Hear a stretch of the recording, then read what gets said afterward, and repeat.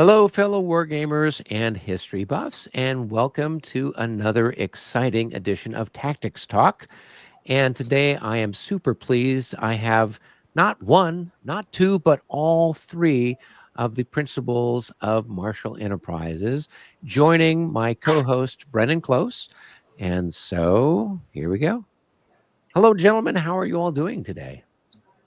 Thank you, Eric. Very well. Good to be here, Eric. Good. And Monty, we're so happy to have you. I know Dennis and Jim have done these before, so it's great that you're able to tune in as well. Well, thank you. Cool. How's everybody all set for? And thank you, Brennan, too. I appreciate Brennan, your efforts in all of this.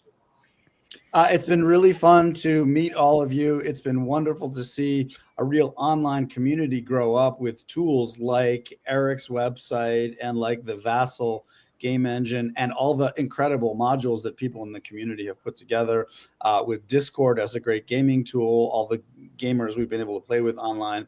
And it's just such a great way to get everyone together.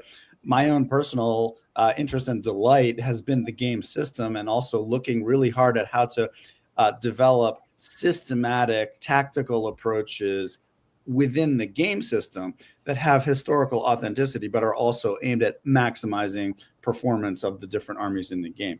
So it's always a real privilege to spend time with all of you guys, and it's been great in person and on these as well. Yep, and we've got, as usual, Perry is sending his greetings. Greetings, Perry. Perry is one of our regulars who tunes in to both our La Bataille games that we do and the Battles of the Age of Reason games that I do on Sunday nights with Michael McAlpin and David Plock. So greetings, Perry. If other people, we've got so far 13 people tuning in, watching. So if you want to just chime in, say hello, and let us know where you're tuning in from. We'll be getting started shortly. What I thought we could do quickly is, not everybody might know the Marshall Enterprise people, so maybe you guys can do a quick introduction of yourselves and kind of what you're doing. So, Dennis, I'm going to spotlight you first. Well, I'm Dennis Spores, and I am a member of Marshall Enterprises and have been for, 50 years or something like that.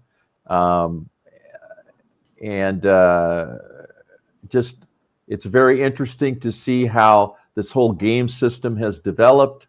And also I'm very interested to understand the new people that are getting into it, not just the people who've been playing for 20 or 30 years. So I'm really happy to be here tonight. Cool. Good. And Jim, why don't you go ahead and let everybody know a little bit about yourself? I'm Jim Soto, and I too was part of the original Marshall Enterprises back in the 1970s. I left about 1980, 81, and as life takes us various places.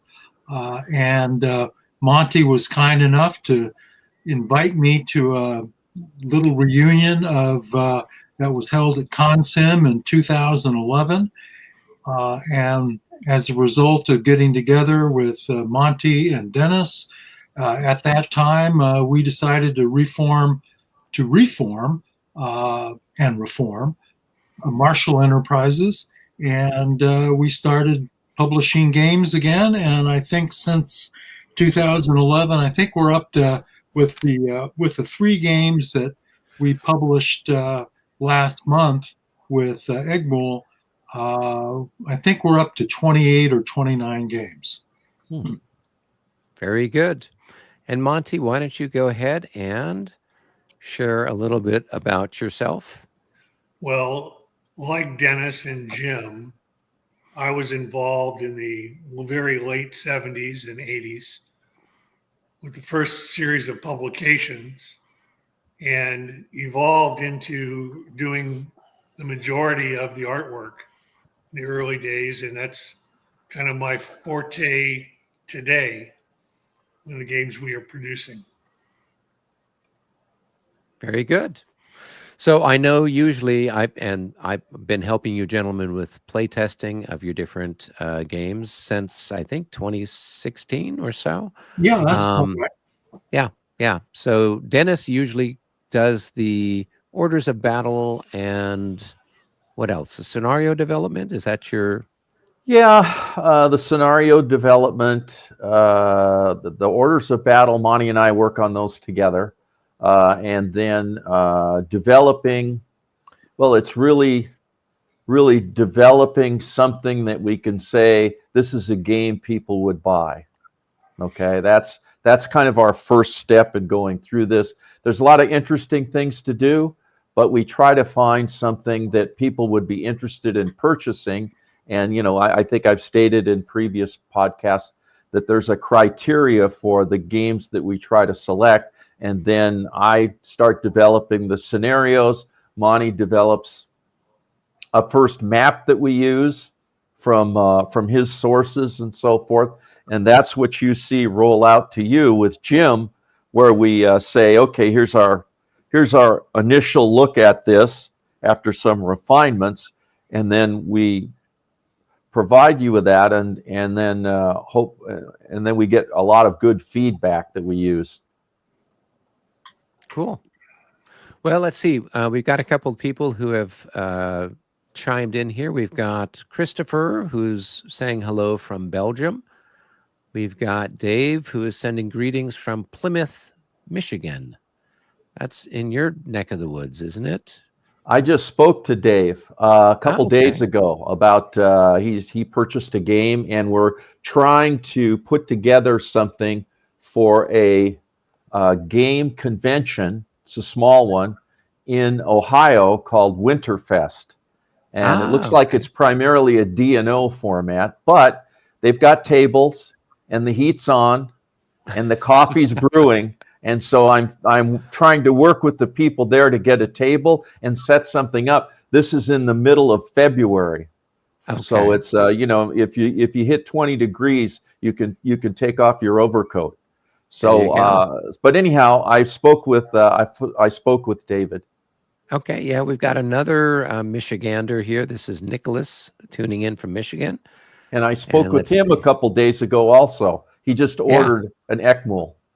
Okay, yeah, they're saying, hey, let's sit down and play some games here. Yeah. Let's see. He's like, I'm in Ann Arbor, not far from you. Yeah, I guess they've been in touch with you. So yeah, that could be fun. You guys can get together. It's always nice when you have people locally that you can play with. I'm very fortunate that Jim and I are, in Southern California terms, relatively close to get together and play once a week or so for our Wargame Wednesdays. Let's see here. What else? I talked to Dennis this week on phone. Yeah, he mentioned you. Okay, cool. Let's see. Grim Harbinger is sending his greetings as usual. All right. It looks like we've got a good group here. So we've kind of gone through the preliminaries, and I think if everybody's ready, we can kind of launch into the meat of the presentation. We've got a great presentation that's been provided by the folks at Marshall. And then Brennan also put together something here to talk about artillery as well. So we'll try to get through it as best we can. And folks out there that are watching, if you have questions, this would be a great time as things happen. Post your questions, and then we can bring them up on the screen and we can get them answered for you. That's the beauty of the live stream process. So here we go. Coming up on the stage here, we've got our thing here. We're going to be talking about artillery 1806 through 1809, composition and tactics. And starting off, we've got Monty's going to talk about the Russian artillery. So Monty, go ahead, launch in, and then when you want me to advance the slide, just let me know. Okay. The organization of the Russian artillery is unlike the balance of the countries and armies that we normally see. They're organized in brigades of approximately 5 batteries. The batteries are 12 guns each.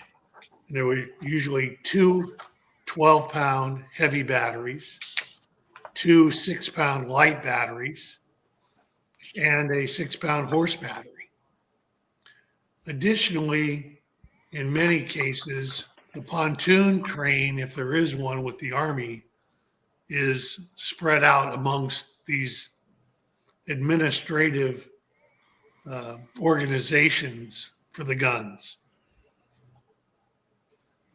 And one of the rarities of the organization is junior officers, majors and below, are considered for administrative purposes to have one rank higher than the rest of the Army. So if you're a captain in the Russian artillery, for administrative purposes, you're considered to be a major.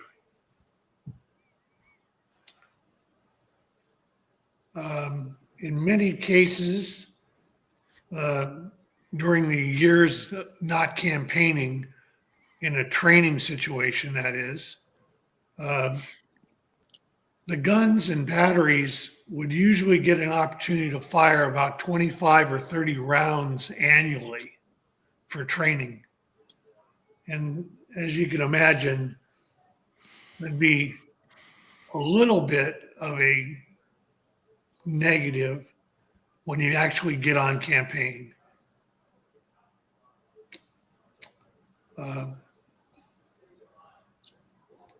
The batteries themselves would usually carry about 170 rounds in their ammo wagons and caissons. And to give you an example, at Austerlitz in 1805, the Russians lost 150 guns and 400 ammunition wagons. So the deployments are pretty universal. And for this purpose, I kind of selected the 6th Division from Friedland. And that division is approximately 6,000 men, 4,000 infantry, 1,200 artillery, and 800 cavalry. And that artillery of the 1,200 men is 5 batteries, where in this case, there were 2 12-pound batteries and 3 6-pound batteries. I've arrayed them on the hex grid with the help of Eric into a frontage of about 10 hexes, 1,000, 1,200 meters. And the key here is, for the most part, the Russians would have their guns deployed in front of, closer to the enemy than their infantry. The infantries or battalions are all very small in relationship to the rest of the continent.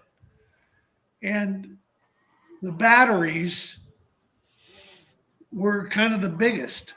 So you would normally use some grenadiers to support the battery as they were deployed. And the balance of the infantry would be 100 or 200 yards to the rear, where it could be protected. So it would not take and have inflicted casualties on it that would, weaken the the battalions.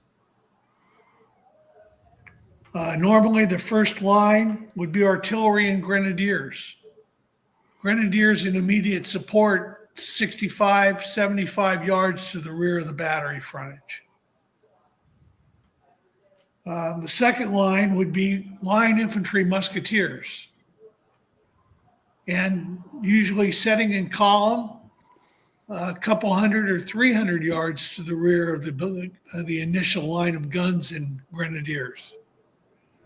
And then you have the third line as cavalry support.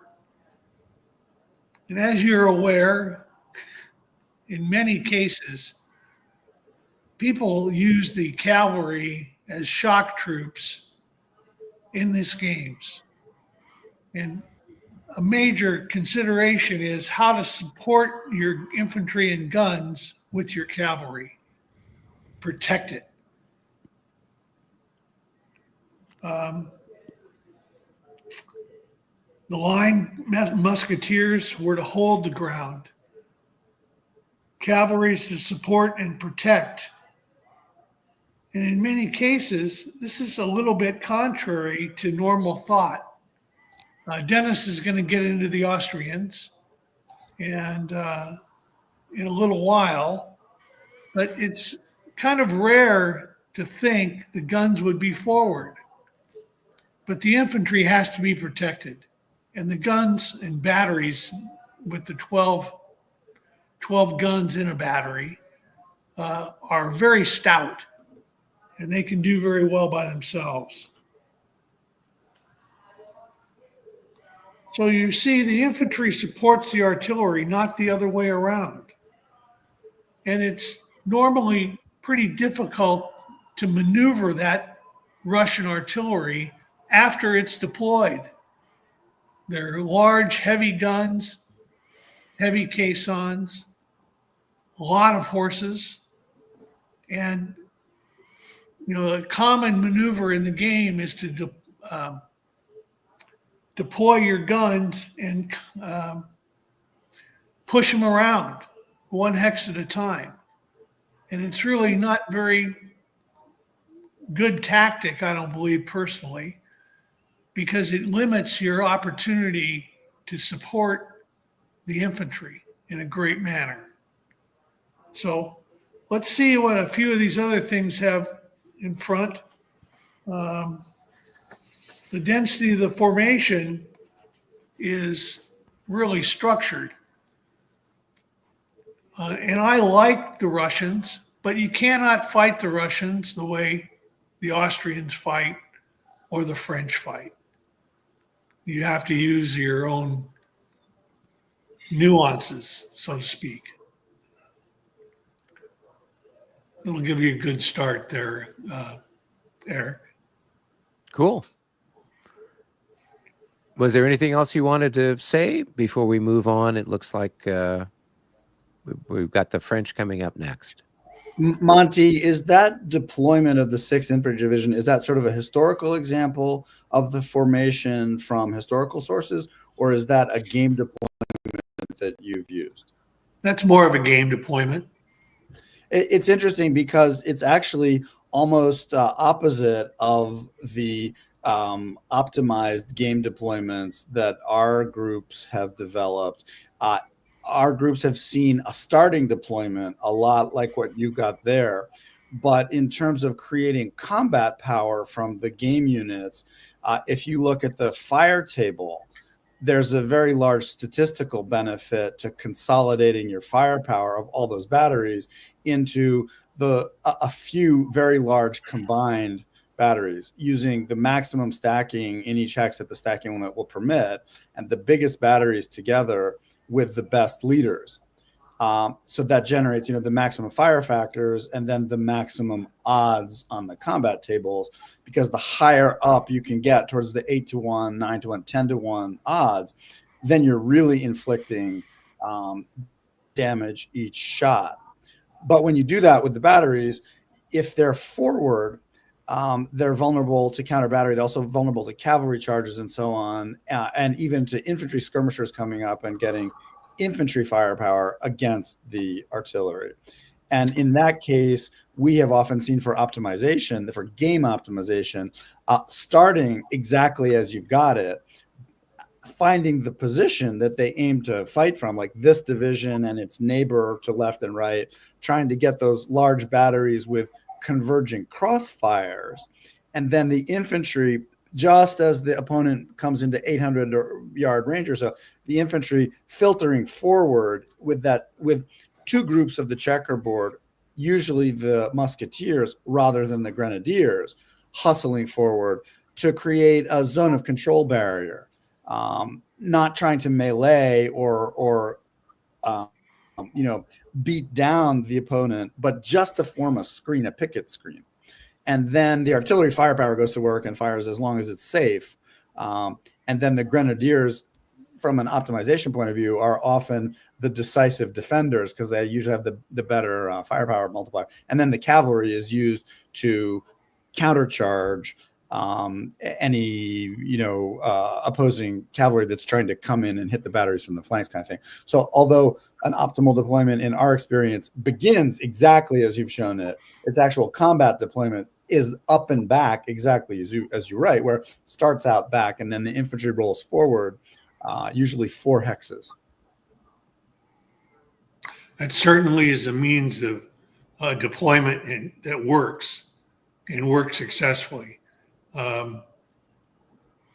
This is kind of universal, not necessarily designed offensively or defensively. Yeah, This little it's diagram. It's very interesting. When we did the Heilsberg playtest in Arizona, in fact, Al Smith and I were playing the Russian side against you and some other folks as the French. And what we had there are those large redoubts, but then the question is, how do you deploy the field artillery in between the redoubts to get an optimum combat performance? And what we had found was working in the early stages of the game, before it closed into decisive melee and stuff, which happened later on. But in that early and mid stage, by using the redoubts as, of course, the cornerstones of the position, then getting the field artillery, which it approaches the zone between 2 redoubts in this formation that you've got. And then as the enemy approaches and you begin to get into engagement range, like in fencing terms, it's as the tips of the blade begin to find each other and circle. That's right about the time when the infantry, the poor little musketeers, they hustle forward and they set up that picket line, expecting to die and not really expecting to do much fighting, but to use their zones of control as a barbed wire fence or a ring fence, with the actual killing being done by the heavy batteries. And what we found on the Heilsberg terrain was with the big redoubts and their permanent batteries, and then they're about 1,500 yards apart, 15 hexes apart. Then the field batteries with maybe 2 of these divisions in that mile between the redoubts, with a couple of converging fires. We were landing 10-to-1 attacks turn after turn at the French, who hadn't been able to close the distance yet and were caught at 6 hex range, long range firepower, or best of all, what the Russians are looking for is to then create this situation where the batteries are able to engage just at 5, which in effect is the case shot historical range. It's the medium range. It's the outer edge of the medium range envelope in the game. And at 5 hexes, your firepower is usually doubled, 1.5 or doubled from the long range firepower. And that becomes the real killing zone where you can really land these 10-to-1 attacks turn after turn. And that's the up part of the tactic from in that up and back thinking. Right. It's almost like the Los Angeles Lakers running a high-low play in basketball. Perfect. Well, good. We do have a question from one of our viewers. Grim Harbinger asks, how would Lighthorn guns be spread out among the batteries and how they would be used?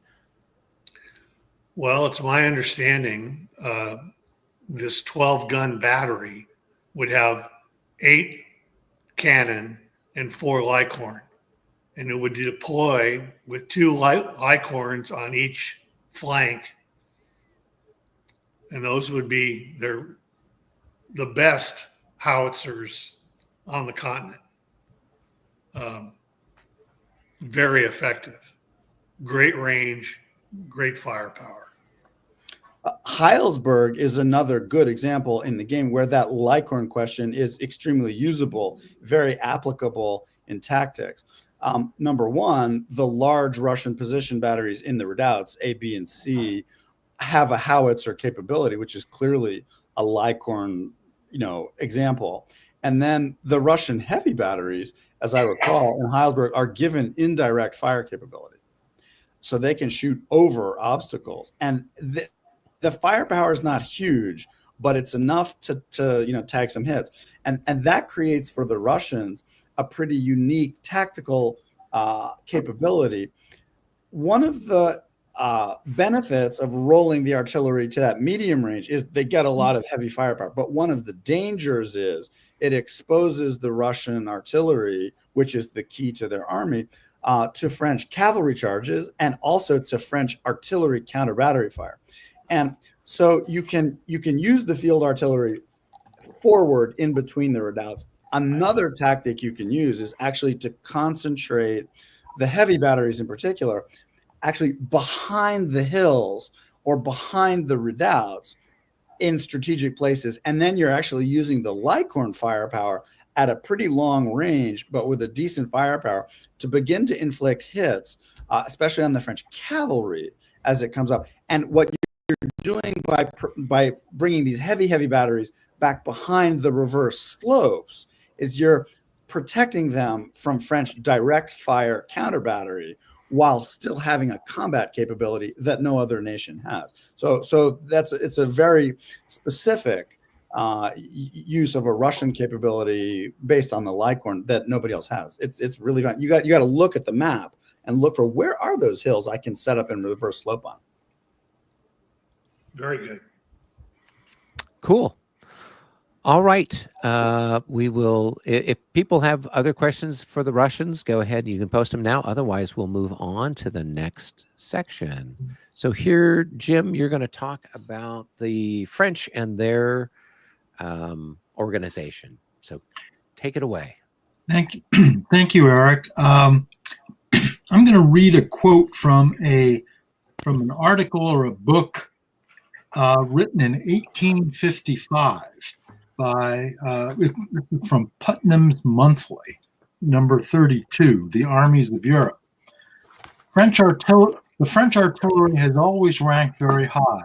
Almost all improvements made in gunnery during the last 3 or 4 centuries have originated with the French. The theoretical branch of artillery has also been constantly a favorite science with the French. Their mathematical turn of mind favors this, and the precision of language, the scientific method, the soundness of views, which characterize their artilleristic literature, never heard that word before, artilleristic, show how much this branch of science is adapted to the national genius.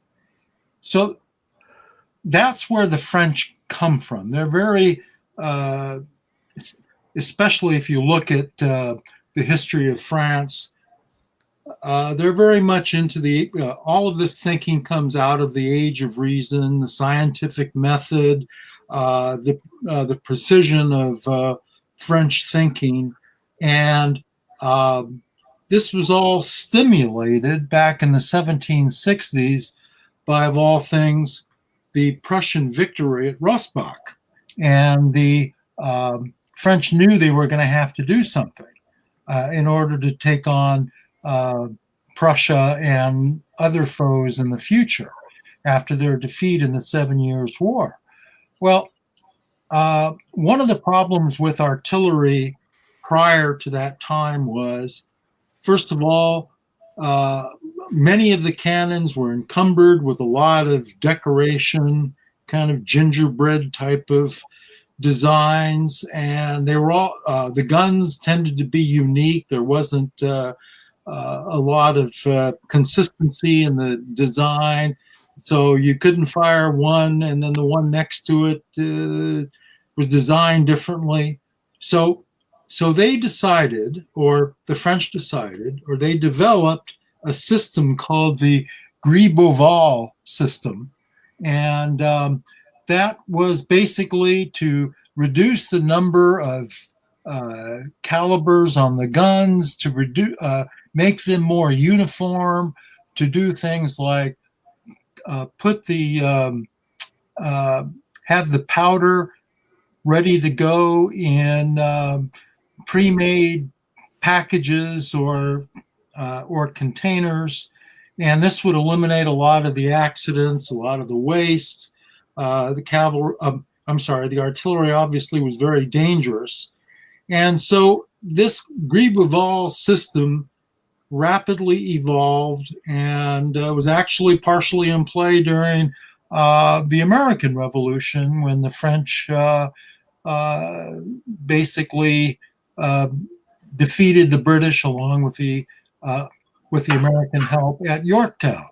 So this system was working, and then about shortly after Yorktown, Napoleon is attending artillery school, and he learns a lot of it about the Gribeval system, and he is thinking about how to work things out, and obviously has a mind for it. I remember Eric and I saw the Napoleon movie last year, and it seemed like in all the different sections about the battles, they always had Napoleon directing the guns, and because he was quite good at it. And so when whether he was in the army of Italy, or whether he was in Egypt, or during the battle or the campaign for Marengo, he learned to use the concentration of firepower for demoralization. Other European powers tended to use artillery as for counter battery, and it was used to support the infantry and the cavalry, but it wasn't used as a primary weapon. And Napoleon was, it was interesting that Napoleon used the artillery offensively, and the artillery became the elite force of the French. And it was the concentration of fire. This is from an article that I picked up in the Napoleonic website, which is a very good website if you want to learn something about the French or all of the European armies. Hence, the guns were as much as possible so placed that their fire converged on important points. For him, not the number of killed and wounded decided a battle, but the demoralization of those who remained alive. Demoralization was much sooner created and spread by concentrating fire on one part of the enemy force than by distributing it thinly over a wide space. So Napoleon was able to use his guns in such a fashion to encourage it. And it just wasn't Napoleon. There were a number of people. For example, Marmont was handled batteries, as I think he was a captain at the time, at Marengo. And there were a number of other very good leaders that had their development in the period around Marengo and the early empire. So First Consul and as Emperor, Napoleon awarded and promoted many talented artillery officers. Marmont became a marshal. There were several other division generals, including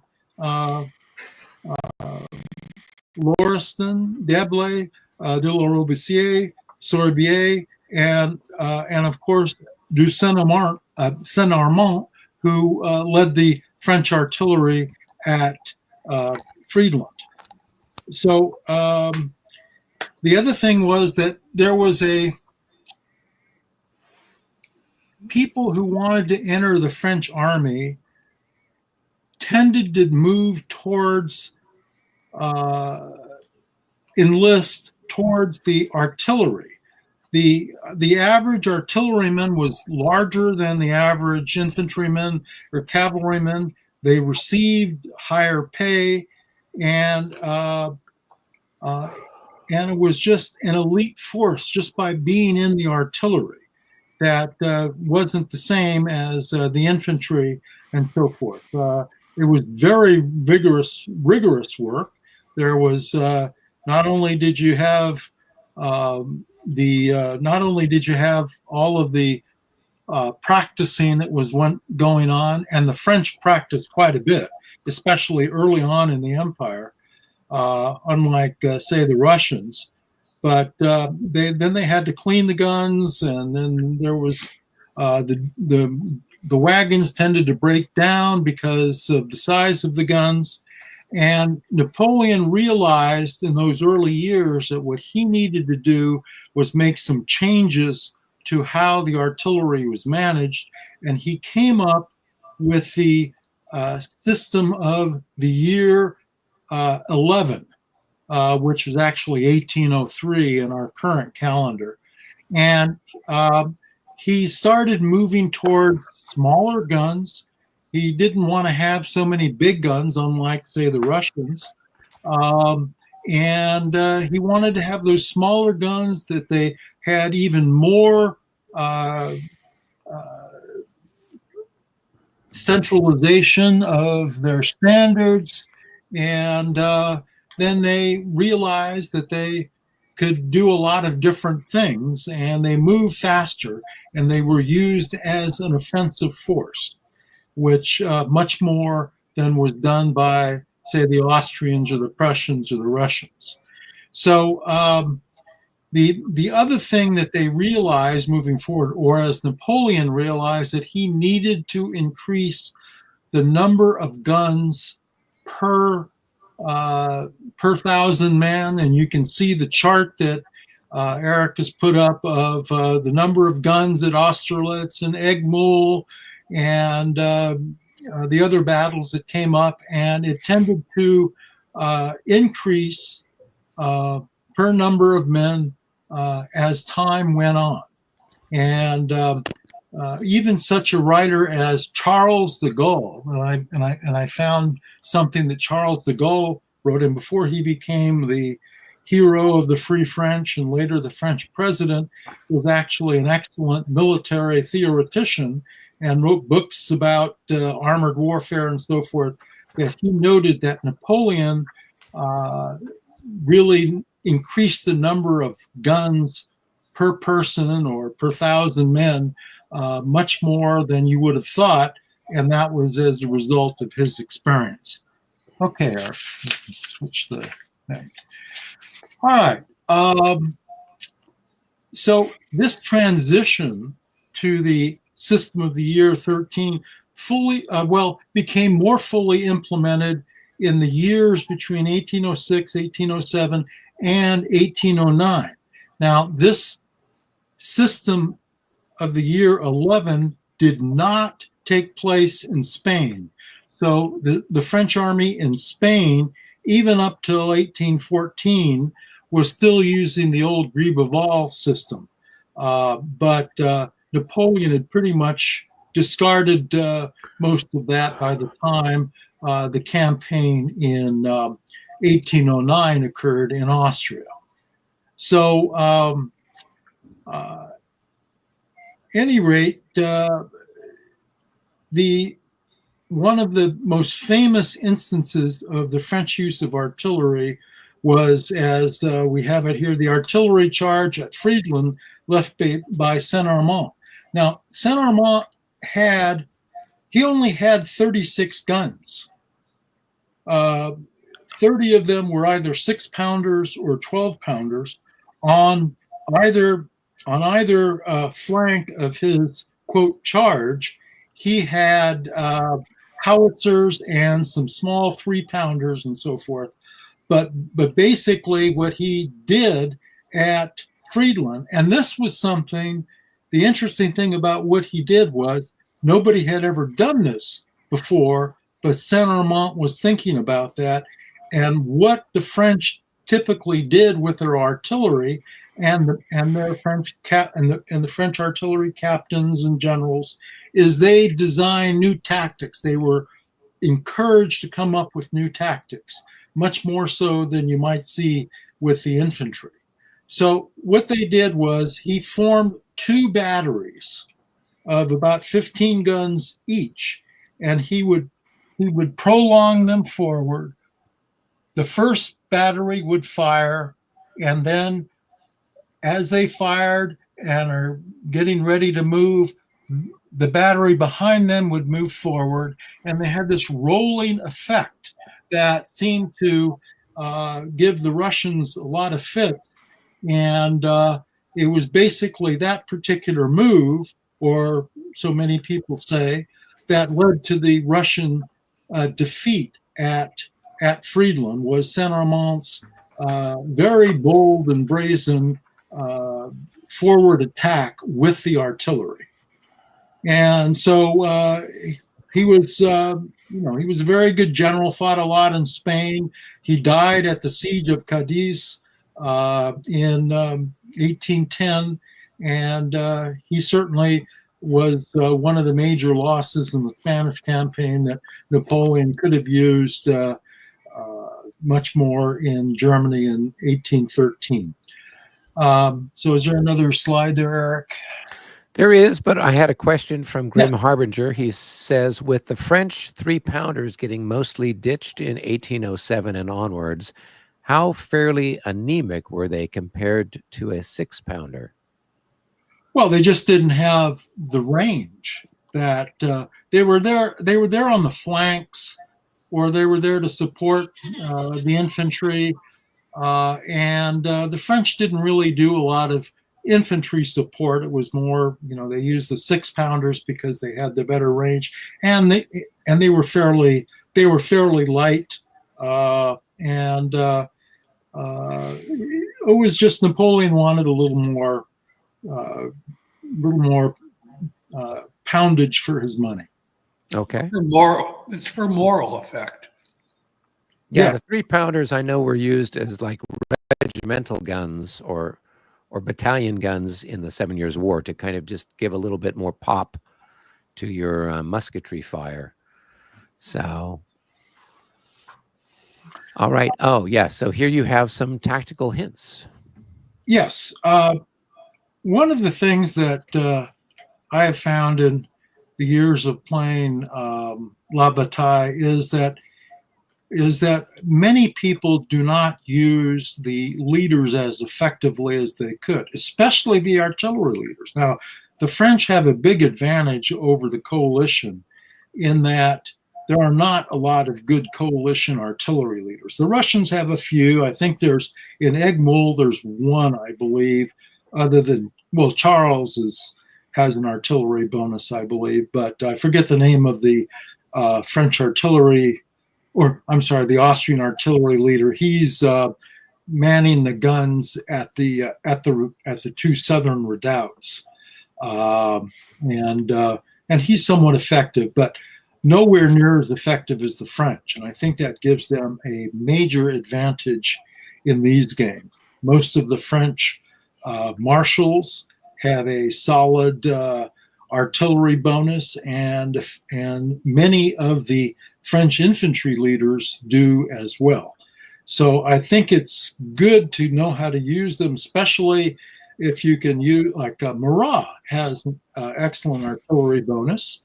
And when I was play testing with Eric frequently, I'd always manage to get Murat with his horse guns, and you run those horse guns up with Murat, and you're able to get a good shot off, and that's how he almost lost his boot. That's right. He almost got captured or shot back at by some Russian Jaegers there at Heilsberg, as I recall.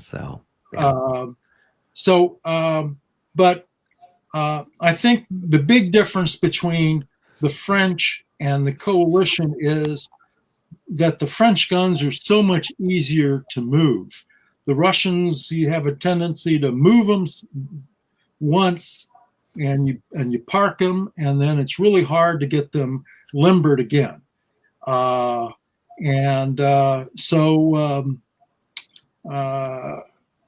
the French, it's just much easier to do that, and so you can get those guys limbered up, and they'll help out quite a bit. Yeah, I saw a comment there that came up about Murat. Well, Murat was a very good soldier, and he had tremendous experience, and yes, he was famous for his cavalry and so forth, but he could direct guns as well as anybody. There you go. Yeah. Who So, knew? so at any rate, one of the comments we put down there was identify the decisive locations before you unlimber the artillery, and that's really sound advice. Just because you can get a shot off at somebody doesn't necessarily mean that you take the shot, because it might mean unlimbering a gun, which might be very difficult to get it back limbered up and moved to another better place. But the French are definitely able to do that much easier.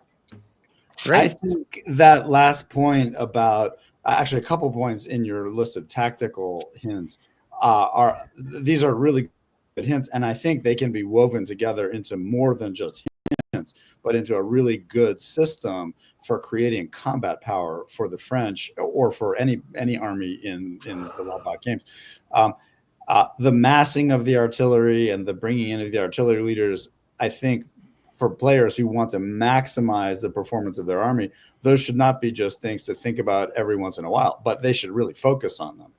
You really want to think about, how do we mass the artillery of a division like Monty showed, the Russian division, or of a corps for the French? How do we mass that artillery of one corps and a second corps, a third corps? How do we converge? You don't have to bring the artillery units together, but you want their fire to converge on a narrow target area. Very important. You definitely want the leader bonuses, because they make a very big difference over time in the statistical number of hits you're going to generate. And then especially that last point of identifying the decisive locations for the artillery to stand in. That's a really cool point, because there's a lot of interesting terrain analysis that players can do. If you just look at a game and say, okay, the opponent right now on this turn, the opponent is moving his units here or there, you're going to see one thing. You're going to see short-term stuff in the game and in the activity.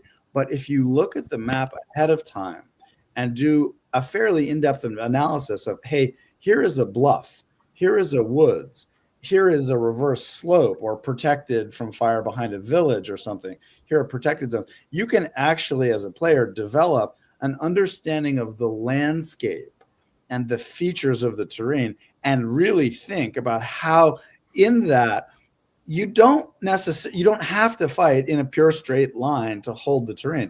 What really works in a sophisticated way is to look, where are those terrain obstacles and the ravines and things to hide in, and then plan the artillery to locate in ways that can avoid that or take advantage of it. That becomes a really valuable part of your really grand tactical toolkit. That's right. Yeah. Great tip there. I'd like to say to think about this in you contrasting the French and the Russians, for instance, and this has to go with just playing. And this is where I first met Eric. We were playing Austerlitz, and I was on somebody gave me command of a Russian, I don't know what it was, wing or something, which was probably their mistake. But I moved forward, and I made pretty good progress against things. I set up my artillery when I got some resistance, as we had discussed, and I fired in depth and so forth. And then I moved forward to engage the French. But what I ran into with Eric was that, first of all, where my big artillery little, double stacks were firing, he moved to avoid himself from those, to get away from those and go after me in other ways. And then when I had to begin to retreat, the ability of my guns, or the inability of my guns, to then limber and move behind to set up again something that I would have liked to done with the rolls and so forth, they got kind of stuck, and I began to lose artillery, and then I began to roll back, and he took the French artillery would fire, then move up with another line and fire and so forth. And I couldn't get away. And I was trying to protect my guns, and yet I couldn't, so I had to fall back, and I lost a lot of artillery and then, they gained the height. So the one thing with the Russians that I learned through that experience was that be careful in these moves, dramatic moves forward or advancing. You get the artillery unlimbered and it's hard to get it together. If you notice in a lot of the games involving the Russians, most of them, the Russians are on the defensive, and they have little fortifications, fletches and redoubts and different things that they can hang with. And so what Brennan's talking about, I think, works very well. If you have to go forward, though, with the Russians and attack something as an organized army, your ability to move forward rapidly, which I like to do, gets really hampered because you lose your artillery support so quickly. So anyhow, it's just kind of an example of the difference between the two armies, and being too dynamic as you would be with the French, doing that with the Russians can really rebound on you. That was just the comment I wanted to make. There's an interesting comment. It's kind of risk and reward. It's much riskier, Dennis, as you point out, but there are some rewards.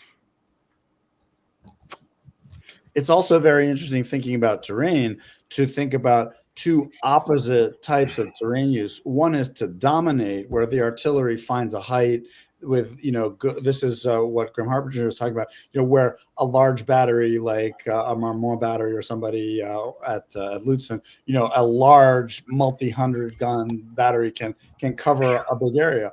The opposite, very effective, but also very effective use of terrain is actually reverse slopes and the avoidance of artillery. So terrain can be used to obtain a good field of fire, but terrain can also be used to avoid someone's field of fire. Like that hill at Lutzen can also be used if you can capture the top line of it with picket lines. Then you can actually the Allies can maintain their forces back behind in the shadow of the hill where they can't be reached. And of course, the classic example of reverse slope avoiding artillery fire is Wellington, which is crucial in the Talavera game. It's crucial in the Waterloo games to keep the British artillery and infantry behind the ridge, not on top of the ridge. Oh, here's an interesting comment from, I think this is Matt. He says, I got to play an Austrian division commander with you guys at a conference in San Mateo in 1982 playing Wagram. Monty didn't want to clean it up, so he gave me a copy at the end of the con. So there's somebody who still remembers from way back in the day. Oh, here he says, one of the most memorable events in my wargame life. Thank you. Was it positive? If you're playing Wagram and you're the Austrians, it's not positive. It's memorable, but it's not positive. Well, I've been on the receiving end of stuff there. We had, Eric, there was a question there to take a slight detour from Danny about the pronunciation of Marat's name. There you go. And I took a little bit of French in college, not all that much, but I do know that if it's M-U-R-A-T, you don't pronounce the T. Now, if it was M-U-R-A-T-T-E, then you would pronounce the T. Okay. So there are, that's why you see names with a double T and you pronounce that, but if it's a single T, it's usually silent. Now, saying that, somebody will come up with something opposite of that, but that's my general understanding. Yes, well, I've been doing enough of these YouTube videos to know that it doesn't matter how I pronounce it, I will get a comment saying I've mispronounced it in some way, shape, or form, or here in Belgium, this is how we pronounce it. And oh, brother. The French people say it somewhere differently. So, hey, before we launch into the Austrian presentation with Dennis, I did want to remind the viewers that the folks at Marshal Enterprise are offering a copy of the Battle of Eggmühl. We're going to be doing a giveaway here in just probably about another 10 minutes or so. So stay tuned so that you can have a chance to win your very own copy of La Bataille de Eggmühl. I'll have the information for that posted shortly. So here we go. Without any further ado, Dennis, why don't you tell us a little bit about the Austrians? Well, the Austrians are everybody's favorite army to avoid.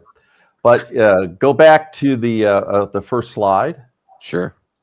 But they were involved in a lot of very interesting battles, and thus Marshal Enterprises created all these little cover pages you see at the bottom, and most of them are 1809-ish.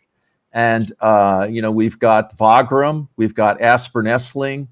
I can't remember what the one in the middle is, but I think That's Newmarket. Newmarket, that's right. It's a real small battle, but the French, I think it's Bessieres actually gets beat up.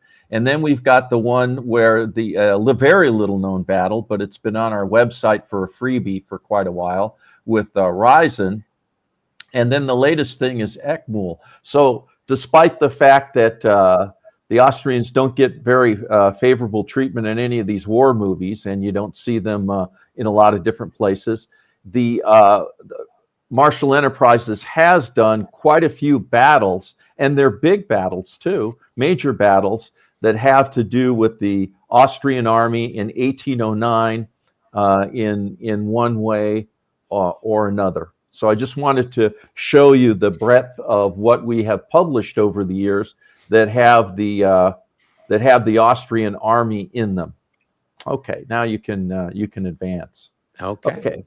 So the Austrians, just kind of looking at 1809 and some facts to consider when you're trying to figure out how am I going to play with these guys, because they don't seem to be organized in any way that compares it to the one I've been playing the French, or I've been playing the Russians or anything. They're really kind of in a whole different path. So I always like to look at what are the positives and negatives here, and what can I make out of all this stuff. So the positives for the Austrian artillery, it actually is one of their better services that they have. And that was because the one thing is all the gunners spoke German. That's important in the Austrian army. So they were all German speaking, so they didn't have any language issues. People knew when they were going into the artillery that they would be there a while, and so it gave stability at the lower ranks, because they had 14 years that they enlisted for. Their powder and ammunition was of good quality, and what I read is it was generally superior to the French. And when they were concentrated at shorter ranges, like Aspern-Essling, and packed together, as we've been talking about concentration, their artillery could be very effective. And you know that they created a lot of casualties and drove Napoleon basically back along the river, and then on the Donau. And then the cavalry, the horse batteries, as we call them, to kind of differentiate, that the crew rode the pieces on a bench. And so there were no horses to deal with, and there were no horses to feed, and so forth. So it saved the government a lot of money. But for our game, that's why they're slower. There's not the number of horse teams and so forth moving these artillery around. They're not really all that mobile, but they provide a little bit of pop.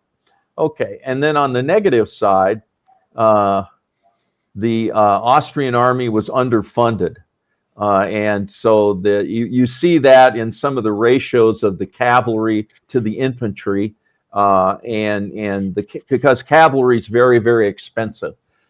Generally, the Austrian artillery pieces have shorter ranges and less calibers than the French do. So yes, they do have some 12-pound guns, but a lot of their guns are 6 and below. They're fairly lightweight guns, and then the coordination was limited. You don't get if you're going to concentrate artillery and bring them together, and we're just moving cardboard and hexes. But if people are really doing that themselves, they have to have a good understanding of how that operates at a higher level, and that's really what the Austrians are lacking. The leadership of the Austrians at a higher level did not have the focus like the French or the Russians do, as far as using the artillery to be that great weapon. They looked at the larger artillery, where a corps might have some 12-pound guns, and that would be kind of a reserve. But the smaller guns, the 6.3s, I think there's even some that are even smaller. But anyhow, those things are basically used to and thought of as to be used as direct support weapons. So we got a question. That seems like, given the weight and good powder, they should be as good or better range-wise. Well, if you look at percentages of what size guns they have within a formation, you'll see that they have a higher percentage of smaller guns. Notice in the list I gave, they don't even have 8-pound guns. So 10% of your guns, 12%, are going to be 12s, and then 6 and below are the rest. So they have a lot of shorter range weapons. So when I say that they don't have the same range, that's because in large measure they don't have the same percentage of large caliber guns that the other armies do, particularly the French and the Russians especially. So per gun, they're probably, I mean, if everybody's using 3-pound guns, they could be called artillery masters. But when you look at that chart that's on there, 72%, and then some howitzers, there's not a lot of longer range weapons, where the Russians and the French, they've got 12-pound, they've got 8-pound, and so forth. So they're a little heavier weight and a little longer range. This might be an interesting place to talk about some very specific Austrian artillery tactics that can be used in the game relative to the size and weight of the pieces. When you are trying to come up with an optimized national system for any given nation's army in the La Bataille system, you want to look at, okay, a certain army like the Austrians may have disadvantages, but it has differences. And then the question is, how can you apply those differences on the battlefield in your game in a way that's going to create an advantageous situation for the Austrians? And a good example is the Austrians don't have very long range guns like the heavy French 12s that the French can concentrate for that grand battery, but they have a fair number of guns with okay firepower at medium range. That's a range of 5 hexes. So then if you look at the maps and you look for ridge lines, like at Wagram, at the edge of the bluff, on the edge of the Marchfeld, you can actually say, okay, you want to find situations where the French will be approaching you, but the French can't bring their artillery with them. So if you set up the Austrian guns, even lighter guns, 5 hexes back from that brow of the hill, then when the French come up over the ridge, over the slope, and they come into line of sight, suddenly the Austrians have against them medium guns shooting at a range of 5, which is decent firepower, and the French artillery is way in the back and can't reach. So now you've got infantry alone against Austrian artillery shooting with moderate firepower. Another example is the use of those very light 3-pound guns at short range, at point blank range. Another way to find a place on the map where the French can't bring their artillery might be in the Marshal Enterprises Austerlitz game, which Eric and I and a group of the gang played. In the Austerlitz game, woods are impassable to artillery. And yet, because of the way the battlefield is arranged, the French have to come through large woods blocks, and the Austrians are often trying to defend on the backside of the woods blocks. So if you set up infantry battalions in line in the last clear hex before the woods, the French infantry battalions can come through and make dangerous assaults. But if those Austrian infantry battalions with moderate morale and okay firepower, if you have the tiny little 3-pound pop guns set up together with your infantry battalions, the guns don't add very much firepower, but they get the canister column shift, which the French can't get. And so the French, who thought they had these big, heavy 8-point, large 6 or 8-point, melee battalions, they come through the woods, and suddenly they're confronted by a line of Austrian infantry that ought to be weak, but isn't, because it's got pop guns with the canister. Now you've created a situation where the Austrians have a big fire superiority right along the edge of the woods. Those are 2 tactical examples in the game. Okay, and we're going to explore some of that here in the next slides. So Cool. How about on to the next one? So the basic core structure, just so you understand the Austrian army, because a lot of people don't play with the Austrian army. I don't know. anyhow, their basic core structure, although they like to jumble things, and you see that a lot in Eggmühl with some of the things they do, they break them apart. They seem to be resistant to maintaining the structure like the French do. But anyhow, you have a light division with 2 infantry brigades, 3 to 4 battalions of light troops like Grens and so forth, 1 regiment of cavalry, and one of those cavalry artillery type things. And then they'll have a line division with 2 to 3 infantry brigades, 2 batteries. Each infantry regiment will have maybe 1 battery, 6 pounds or 12 pounder at the core. An interesting thing for the army of the army in 1809 that's doing this, for their at the army level, which is the upper level, you can compare this to the French. Their reserve guns only number 60, so that's nothing compared to what the French do.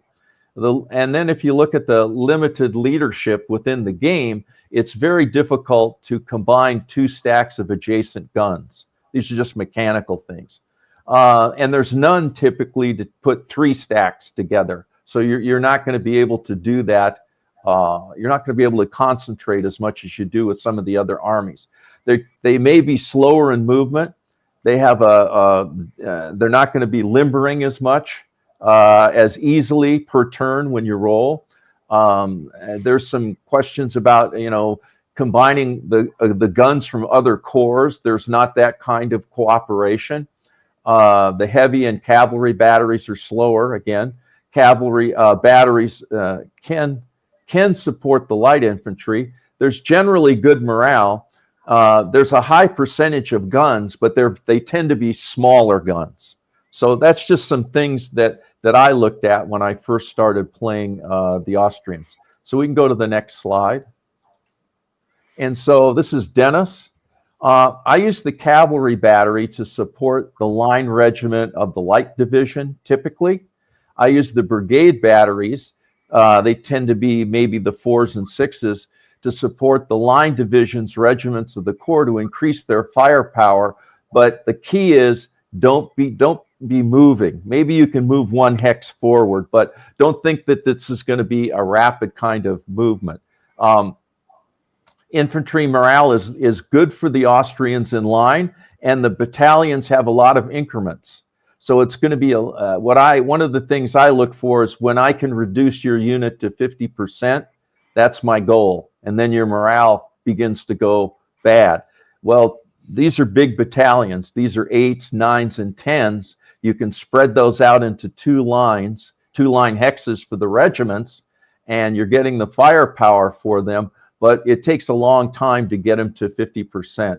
And then using the cavalry to protect those big infantry battalions' flanks. Now, here's kind of an example, I think, of what Brennan is talking about, except with the terrain things, and that is if you just lay out a couple of French battalions in line together, and then you lay out the Austrian battalions in line together and make in one of those hexes, put an artillery unit, and then just practice firing back and forth, you'll notice that the French won't last as long as the Austrians are in line. That's a little thing for Marshal Enterprises.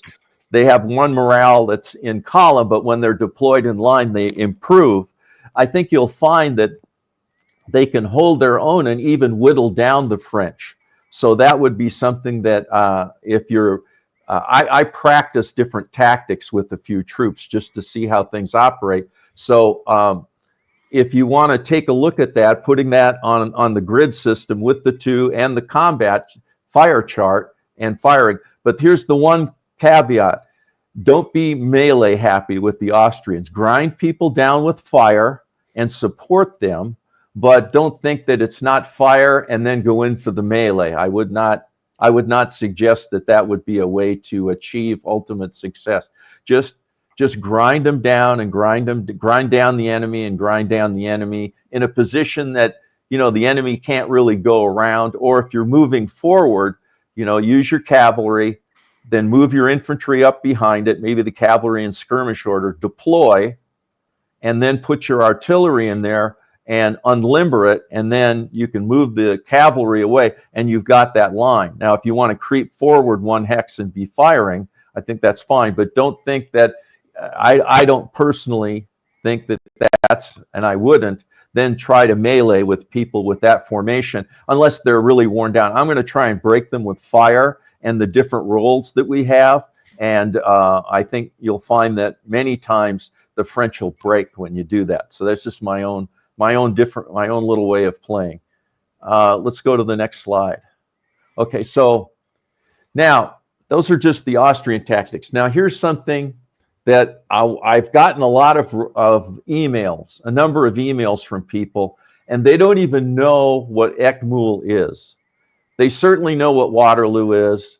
They have a good idea of what Eylau is, but I think they just don't really know much about, a battle that sounds like an omelet.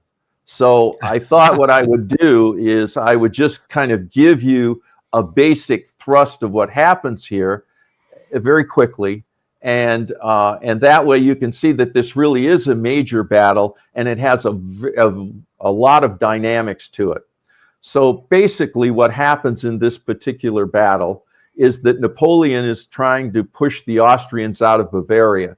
They have moved in with 4 or 5 corps and their reserve grenadier divisions, and a fairly big army, and it's the best army you're going to see from the Austrians in any of the games. And so what you have is the French. They're going to push east, and they're going to combine and bring their forces together. And they have a fairly high percentage of Allied troops. They have a lot of Bavarians, and they have Jim's favorite cleanup hitters, the Württembergers. And so you be very careful if you're playing Jim and you attack a Württemberg. He's going to look for every possible reason why they could win. But anyhow, so you got the French and the Allies, and then you've got this huge Austrian army. It's a 2-day battle. On the first day, the Austrians pretty much stabilize where they are, and they're covering Regensburg and thus the bridge where across the Donau, where another part of their army is located. There's several corps that are north of them. And Napoleon arrives on the second day, and he brings with him additional troops. He brings Vendôme, he brings Lens and a provisional corps. I think he brings some little bit more cavalry. And so 1809, again, is going to be the best Austrian army that you're going to see. And all that with the potential for 3 to 4 corps on a side. It can be a big game in the sense of troops, but it isn't a big game physically. It's just 2 maps. And then there's an additional map for an all cavalry battle when the Austrians were retreating across the Donau, getting through Regensburg and getting over to the other side of the river. They threw their cavalry, what cavalry they had reserves, they threw to hold the road, and the French march up with 2 cuirassier divisions and some minor things. So this is a smaller map battle that is really a good training session. It's all cavalry. There's a couple of horse guns, but basically it's all cavalry. And you won't have to worry about any lines and squares and stuff like that. It's all cavalry. Yeah, you have lines, you can skirmish and whatnot. But I think it's one of the reasons we created it is that a lot of people are not all that strong on their cavalry tactics. But if you play this a lot, even solitaire, then you'll find that your cavalry tactics, you can try a lot of different things. And you can find that your cavalry tactics will probably improve. Okay, next slide, please. Here, I'm just going to say here, Danny says, you make it sound so easy until it's time to actually do it on the board for me.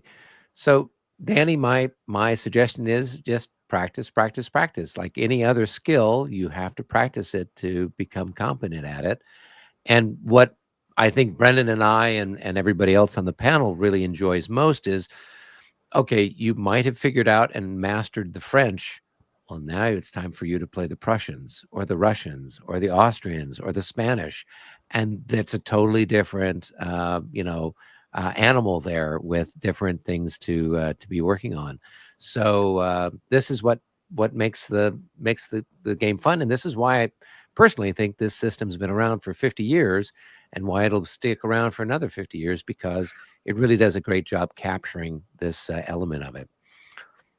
If you want, you can also look on the Facebook page. There's a tactics guide that we've put together that has some interesting stuff. It's got overviews. It's got a lot of historical connection into the game, and then has suggested national systems for most of the nations. And there are some really good booklets that Monty and Dennis and Jim have written about each of the nations. Monty has a great one about the 1815 Prussians, and Dennis has a couple of really good ones about the Austrians with elements that he just talked about here.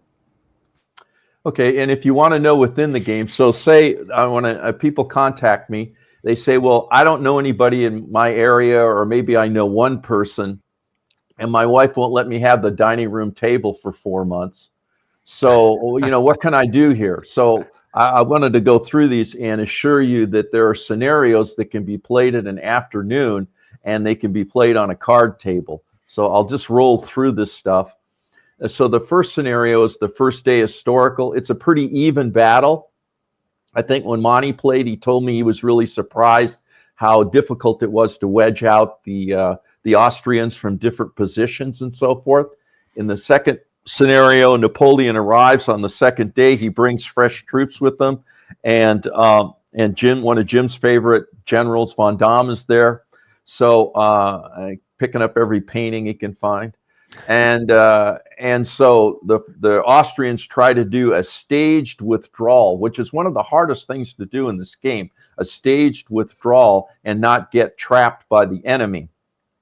And then one of the things that when I was reading through this, I thought would be interesting, and Marshal Enterprises is the king of putting in hypothetical battles.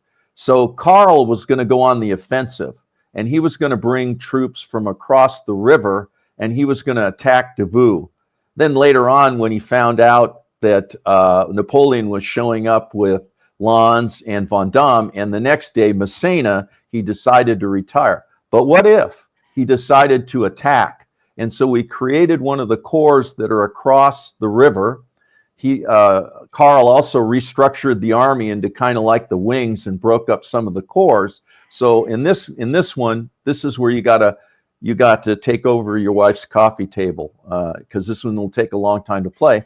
But you have all of those fresh reserves coming up from with Napoleon, and Karl is committing another corps and some additional reserves. And I think the thing that Eric pointed out that he liked is that as the Austrians, you knew when something was coming in, but you didn't know how much and exactly where it was. So that, because Karl, they their command structures and getting people to appear at various times, it's not the best. And so that's some of the mystery that we put into the game.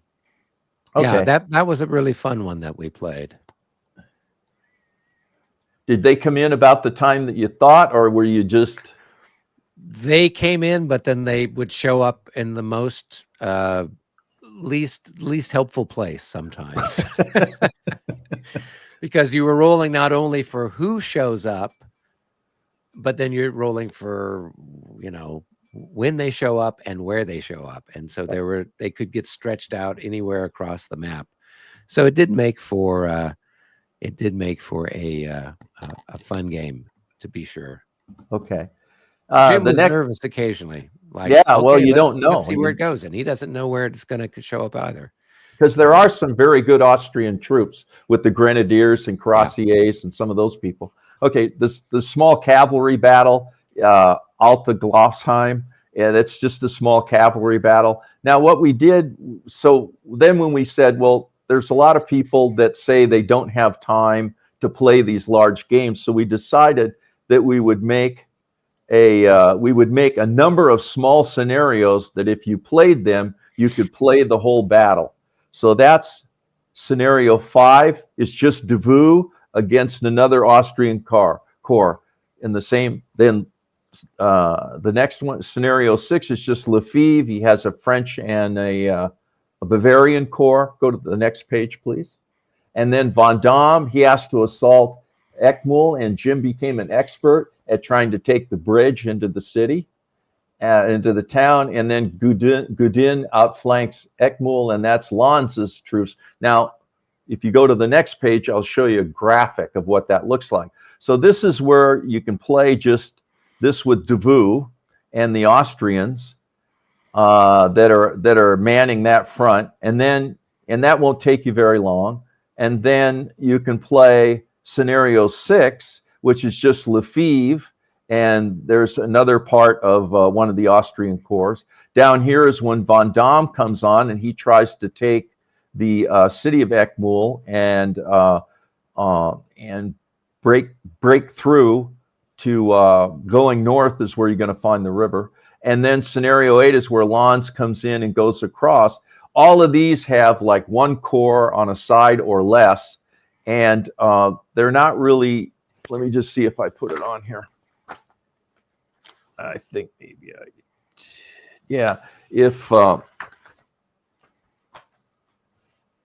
and so most of these, there are some of them that only have 8 turns, or 8, 9, or 10 turns. You know, if you have that with a couple divisions on a side, you could play that in an afternoon. So you could play the whole battle by playing the individual scenarios. I would suggest that you go counterclockwise to do that, and then record the victories from each, and then tabulate that and get an idea of who won or not. So that's what we provided for people that don't have time, or they want to just play solitaire in their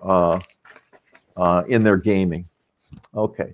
Is Monty still on here, or did No, unfortunately, his connection got lost probably about 10 or more minutes ago.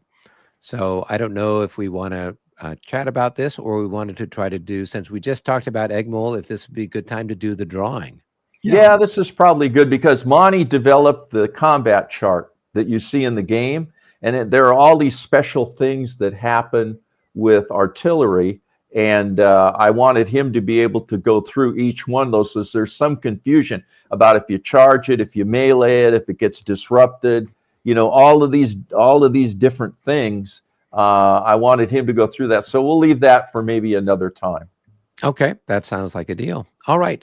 So all the good people that are out there, we've got a drawing that we're going to do. Marshal Enterprises is going to be providing a copy of their latest publication, La Bataille de Eggmühl. And what you guys want to do is type in the comment section #guns, in order to be added to the drawing. We're going to be doing the drawing here in just a few minutes. And so go ahead and #guns so that you can do that. We got some people putting that in right now. While we do that, I thought, Brennan, if you'd like to talk a little bit about what you've put together here. You've put together a couple of slides talking about counter battery tactics. That isn't something that we've talked about too much yet. Why don't you go ahead and chime in with some information on that? Yeah, well, it's been so interesting to hear about the historical perspective of all the different nations, the Russians, the French, and the Austrians, and the artillery in their armies, and also looking at how the artillery is used within the army. I thought it would be interesting to continue zooming in onto gameplay to look at 2 different artillery applications, the counter battery application with an example, and also the crossfire application. Using artillery for counter battery purposes is one major use. Like, there's lots and lots of uses of artillery, but counter battery is one that sometimes we don't think about much. And in some of it's not used very often in the smaller to medium sized battles, because historically the doctrine usually was they were trying to get the commanders were trying to get the artillery mostly to fire at the infantry and cavalry of the opposing side. But in the really large battles like Wagram or Borodino, this is an example from Moscova, counter battery becomes actually a very important part of how you think about how to plan your battle. So we'll look at counter battery, and then crossfire is a really interesting use of artillery, particularly in some of the rules versions that have ricochet through, where crossfire can be really deadly. In the counter battery example, we're looking at the Battle of Borodino, and early in the battle, historically the French pushed into the village of Borodino, and in this game example, we saw the French doing that. You can see the French infantry battalions having taken the church in the village of Borodino, and then the next question for the French, after they engage and usually take over at least part of the village, the question is, how do you tackle that great redoubt? The Raevsky Redoubt is a mile away. It's 1,000 yards away across the river and up on a sloping field on a bit of a rise there. So how do you deal with it?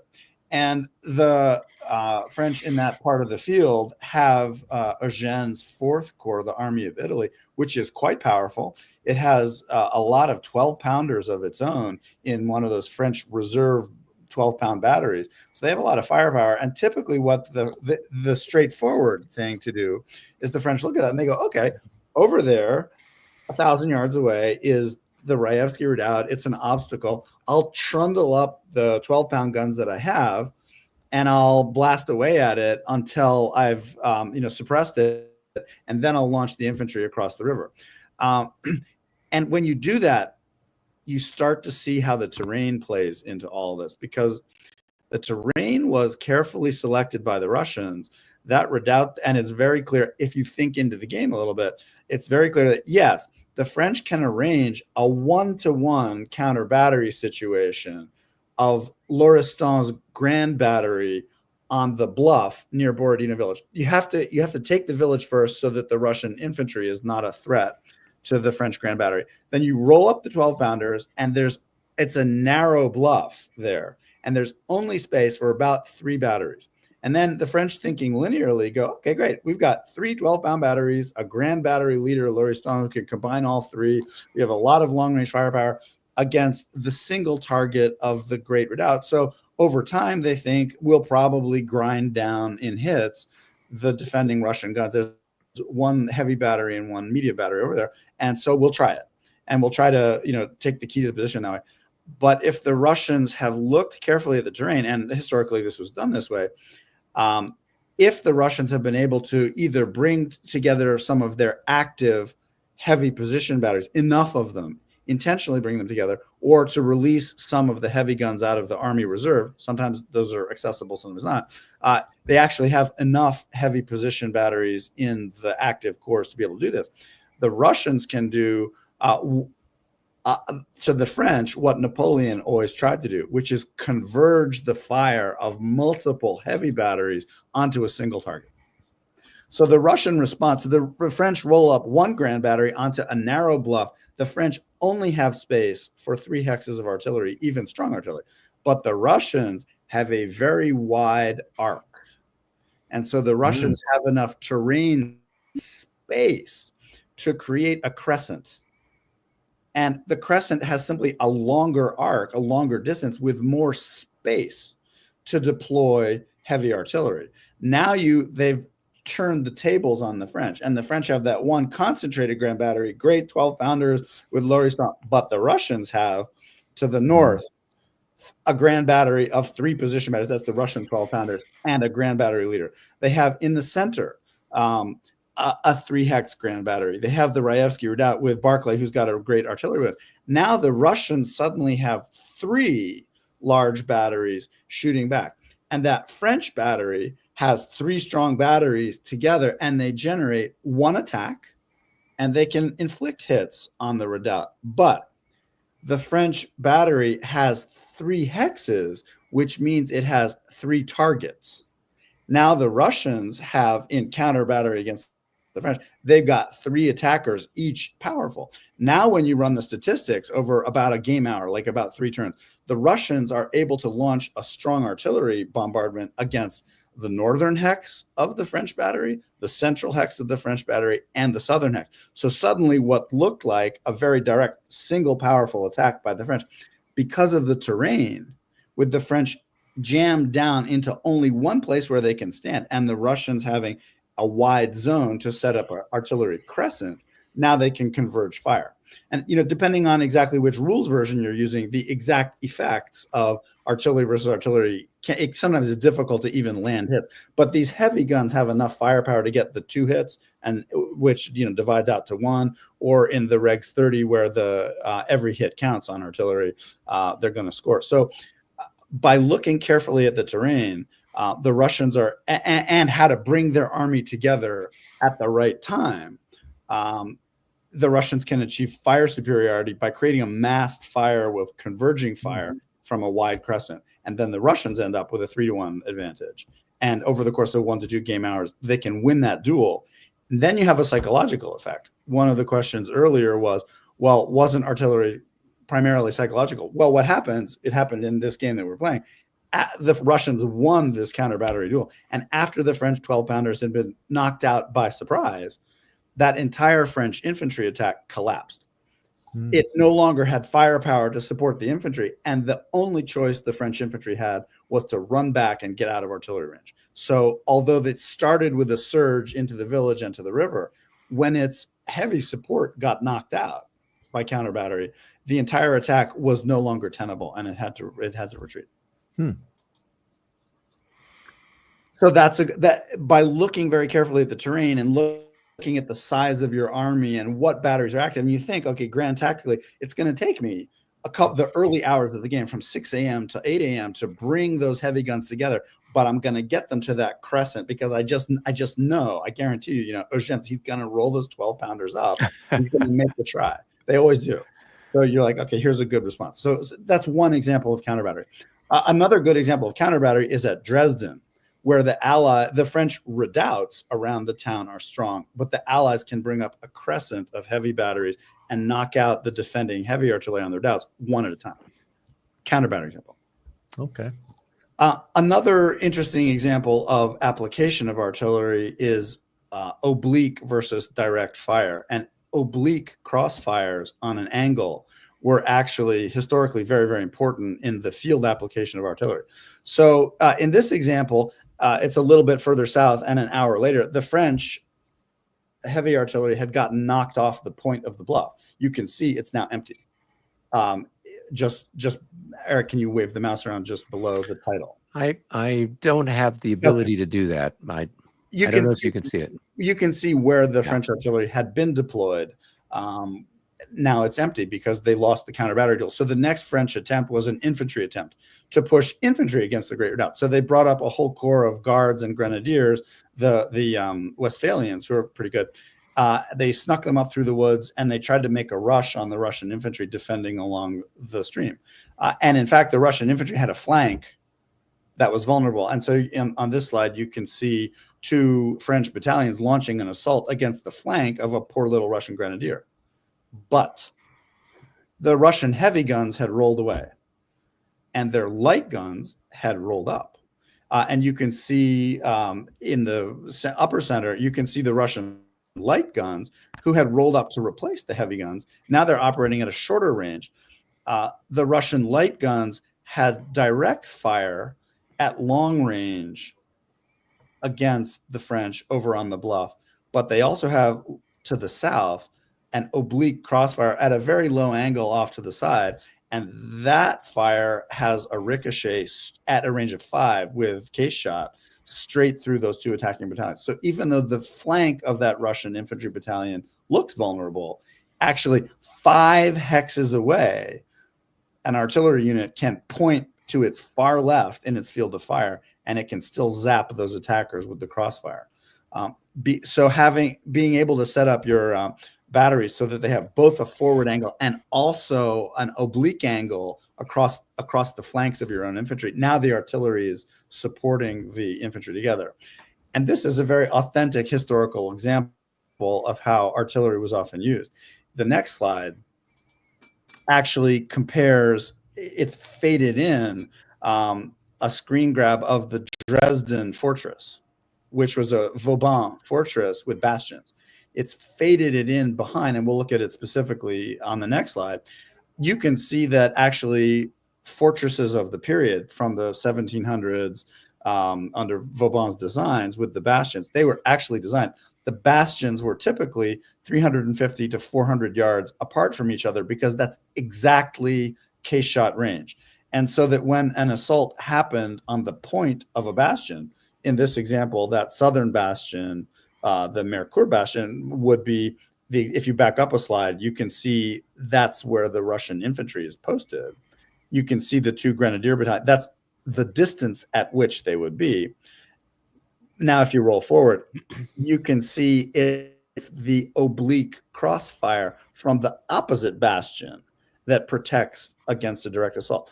The infantry in the bastion was not really protecting itself with its musketry. That was a minor effect. But the major mutual support protection was from the opposite bastion at 400 to 500 yards, firing grape shot along the front of the fort. And so in the Dresden fortress or a Vauban fortress, it's the fortress walls. But if you back up a slide, in a field battle, if you deploy your artillery and infantry in a position which allows that same oblique crossfire, you can still achieve incredible mutual support, which actually protects the vulnerable flank by firepower ricochet alone. So those were 2 examples that are fun to show. One is a very heavy duty, very long range counter battery, and the other is a very subtle use of artillery, not trying to just shoot directly against the enemy, but deploying way off 500 yards away on the flank, and knowing that if they do, then that flank of the infantry looks vulnerable, and if the opponent tries it, you've got a surprise waiting for them, which is that crossfire. So those were 2 tactical examples. Okay. Cool. Yeah. All right. So we've got a couple of, just for anybody who's tuning in now, we've got 20 people who are watching. So far, only 10 people have entered in for the drawing. This is a drawing to win a copy of La Bataille de Eggmühl from Marshal Enterprises. Somebody had asked about shipping. They will happily ship it anywhere in the universe. Well, maybe not anywhere in the universe, but anywhere that you might be tuning into. They say that they're happy to do that. So go ahead and put in hashtag guns to be added to the entry. So that way you can get your own beautiful copy of this game. Eric, Let's see. Yes. I have a question. If there's 20 people watching and 10 people are signing up for a free game with free postage, what's up with the 10 who aren't? Is there a reason? I mean, we've got a comment section. I'd like to know what the reason is for a $200 game you don't want. I just want to know. I don't know. Grim Harbinger says, I live at the center of the galaxy. Okay, well, Stickler says he already owns one. He already owns the game, so that's good. Let somebody else have a shot at it. That's a good reason. So yes, Matt says, by the way, Marshal Enterprises, thank you very much for this. Very generous. Thank you. Let's see. David Scott, I already have it, so I'm not entering. Thank you for that. Okay, good. Let's see here. Could be bots or people who already own it. Yes, that seems to be what it is. Maybe the bots own it. Yeah. Let's see. We've got I wouldn't play it as nice as it is. Yeah. So I mean, I know some people they've hit the limit of how many games that they can have. I don't already own it, but somebody said they own it. Oh, okay. Agree. Thank you. Oh, let's see here. Perry says, I own the game, but will gift it to a friend if I win. Okay. There you go. Nice. That's very nice. Yeah. Let's see. And Jeff says, I have the game. Thanks for the opportunity. So, okay. Cool. Well, those are good. Those are good reasons. Yeah. Those are good reasons. So, I will go ahead and bring up our exciting. Whoops. I hit the wrong button. Here we go.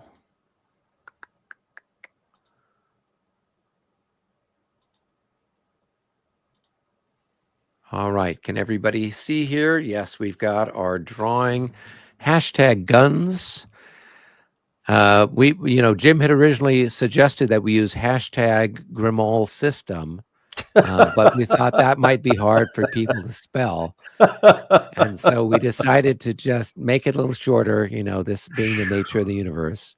Yeah. That we would do. So the last chance, folks, to enter in. And then we will go, I'll click the big button that says draw, and we'll see who wins. So going once, going twice. Here we go. Ready? We're going to press the button and see what we get.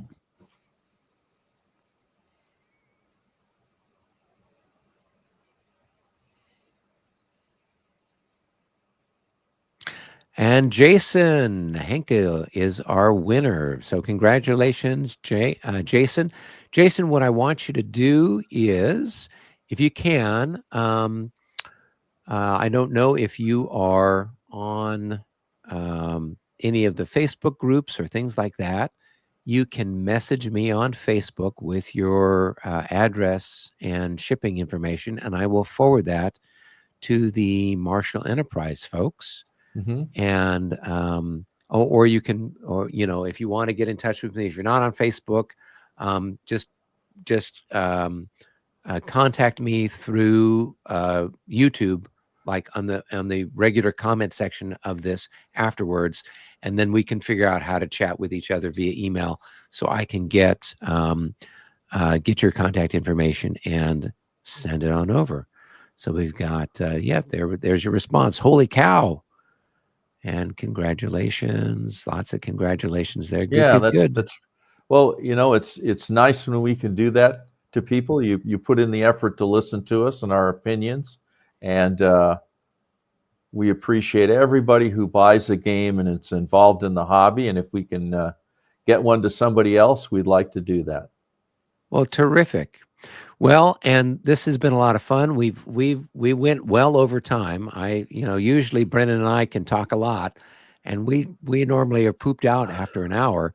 But this was good. We had the full team, so we got in an hour and 42 minutes. I do want to say thank you to everybody who has been watching and everyone who's a subscriber to the channel. I wanted to definitely thank people who have used the Buy Me a Coffee feature that allows you basically to buy me a coffee as a way of saying thank you, or to join the Old Guard. And so we've got some of the names of some people that have joined the Old Guard. And so you can just go to buymeacoffee.com. That helps support the channel. I was able to buy this new mic so you can hear my lovely voice. Wow. And I get some new games that I'm able then to feature for unboxings and reviews. So that's what that's all about. Let's see if we have any other comments. We did have one before we did the drawing, and that was from, I think, Meandering Mike, who said, any book recommendations on Napoleonic artillery tactics? I found in doing the research that there's several websites that offer some very interesting information.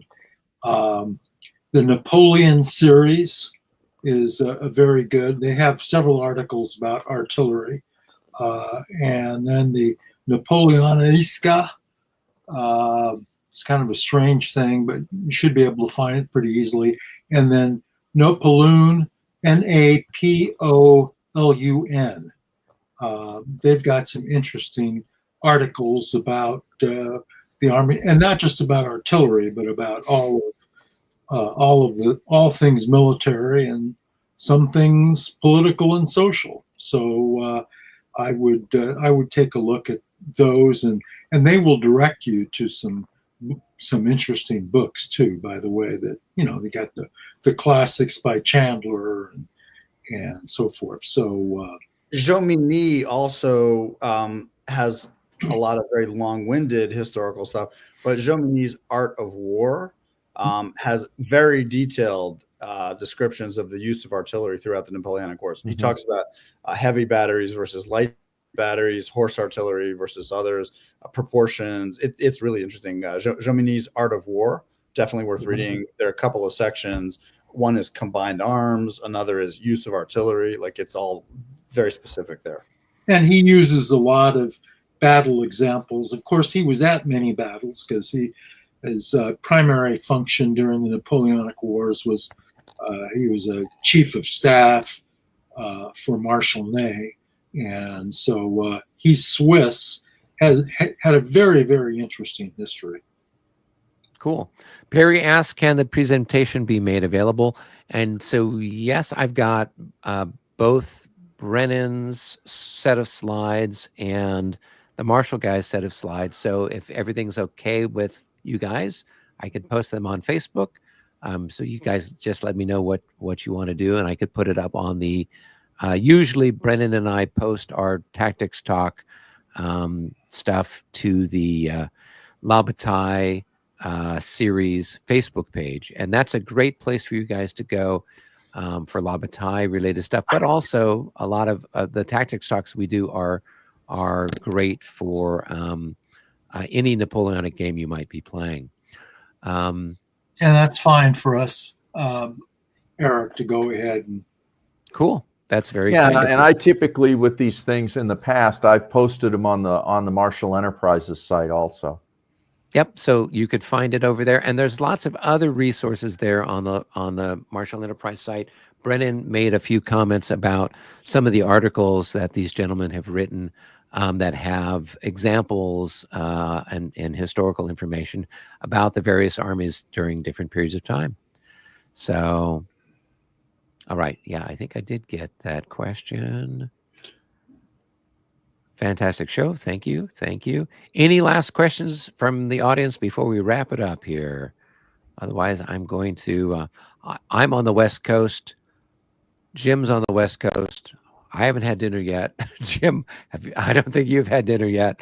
So we'll be wrapping things up here very soon. Thanks Eric, for everybody. you did have a glass of wine, though. That was. I did have a glass of wine. Yes, I did. That's why I'm looking a little flushed here there. So, yeah, Facebook, we've got that on the La Bataille site, and I'll put a link in the show notes here for anybody who's watching this after the fact. Here we go. Emmy, you've changed the hobby for the better. Real pleasure to play. Yes. Right. Oh, yeah. And let's see. Meandering Mike, I sell my copy of Jomini's Art of War from Military Book Club back in the 1980s. Wow. Yeah, yes. I do too. I also got it at the same place, and I still have it. Yeah. Let's see. Facebook page. Yes, it's La Bataille series, I think is what it's called. Yeah, if you just type in La Bataille. It's a group in Facebook. It's a group, yeah. And then in the group, there's a long and interesting, back and forth kind of forum type stuff. There's also a files section. You have to kind of find your way to it, but it's there in the files. There are game resources like charts and record counters and stuff. And there's also a bunch of these tactical articles that we found.